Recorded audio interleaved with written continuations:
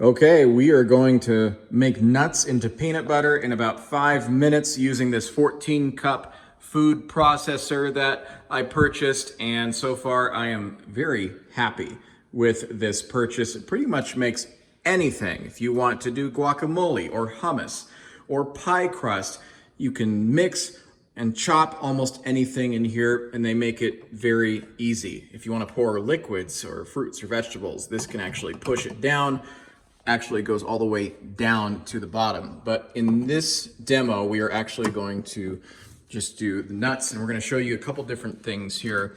Once it goes in there, we're going to show you the difference between on and pulse. So the first thing we're going to do is we're going to remove that attachment, and we're going to put the nuts in here.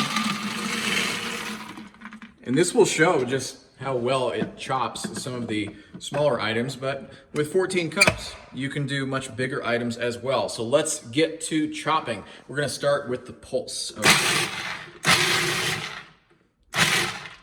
Now that is a feature that you would use if you actually want to just do it in pulses or sections, just to kind of see where you're at and how it's chopping. But for this, we're actually gonna set it to on. And here we go.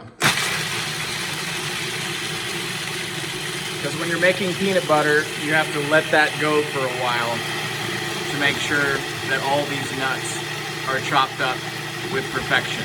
So in a matter of just a few minutes, we're gonna bring you back to show you the finished product.